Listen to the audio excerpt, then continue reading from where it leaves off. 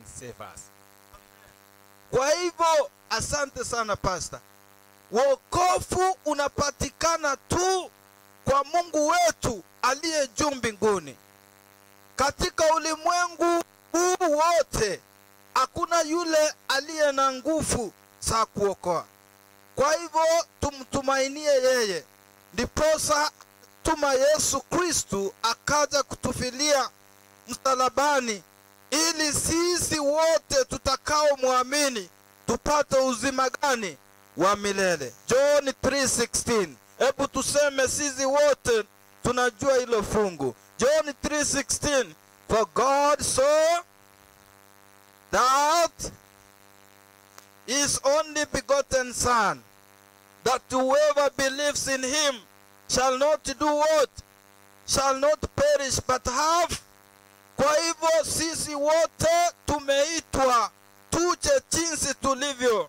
Wote ambao watakao muamini huyu Mungu na kuacha dhambi zao na kuachana na misigo ambayo wanashikilia, Yesu wetu atawapa wokovu na hakika watapata ufalme wa mbinguni. Tutagote inde, tutagote, tutagote, se tutagote inde.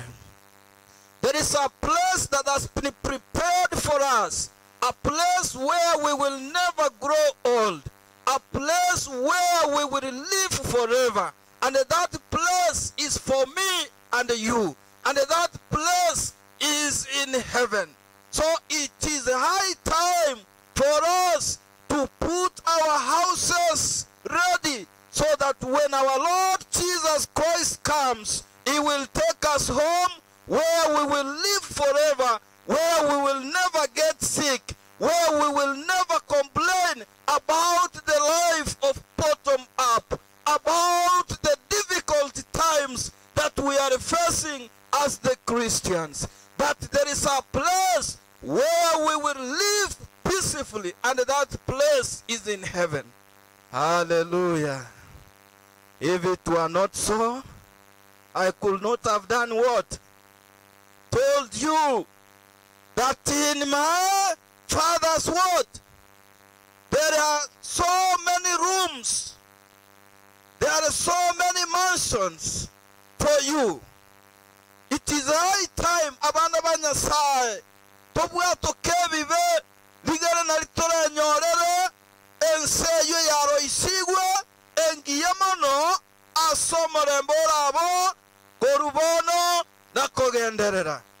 John 17:3. Bibilos ngakiagoteba. John 17:3. And this is eternal life, that they may know you, the only true God, and Jesus Christ, whom you sent to do what? To die. Bana banyasai, Yesu alipokuja, alikuja kufanya kazi ngapi? Alikuja akatufilia msalabani ili atuokoe tupate uzima gani? Wa milele. Kwa hivyo ikiwa umemtambua Yesu, salvation is simplified for you.